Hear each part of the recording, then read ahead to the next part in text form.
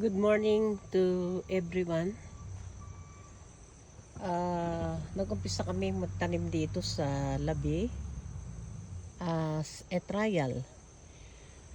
If you remember, Bungabong has been a historical production area for cabbage. But because of the infestation, the farmers here in Bungabong dropped the planting of the said cabbage because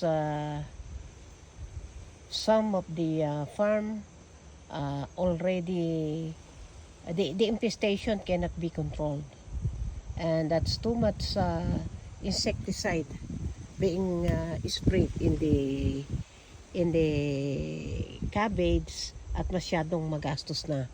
So it does not compensated the cost of production to the yield.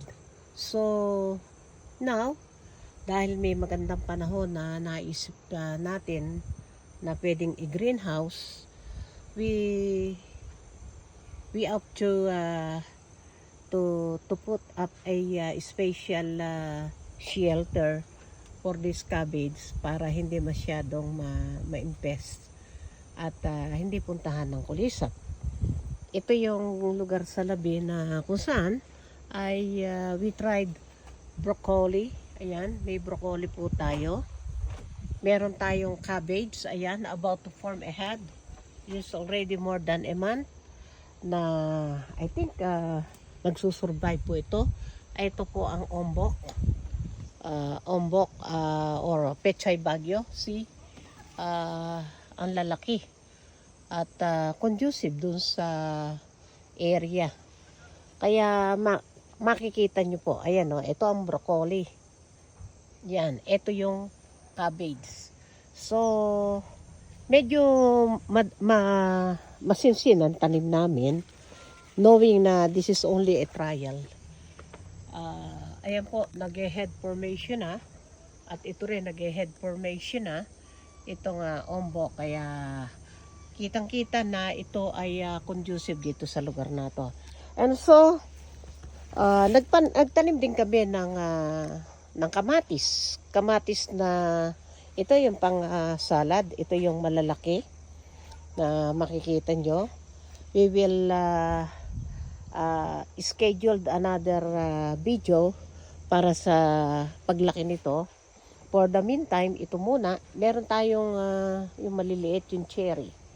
So, with that with this trial, ay makikita natin fully what would be the outcome of these crops. So, kung ang pag-uusapan ay klema, ang ganda ng klema. Kaya, ang ganda talagang pakikinabangan, ano. At dito pa lang tayo kakain ng gulay na walang chemical. No spray, zero spraying ang ginagawa namin dito. Kaya hopefully ay mapagbunga namin ng maganda. Tingnan naman ang climate namin dito. Ayan may fog sa paligid at ang bundok ay kitang-kita. Ayan daming nakapaligid na puno. Kaya malamig dito. Ayun yung isang production area namin for lettuce. Ayan, nakikita rito. So, lettuce is click and it's going commercial. Ang market natin dito ay lowland. Diyan lang sa Bungabong. At kinukulang pa tayo.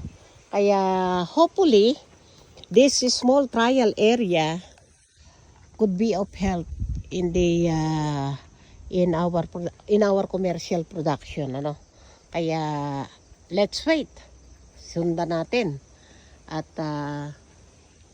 tingnan natin kung magiging maganda ang outcome. Pero sa ngayon, we are in the midst of production of growing this kind of crop. Ay hopefully ay magiging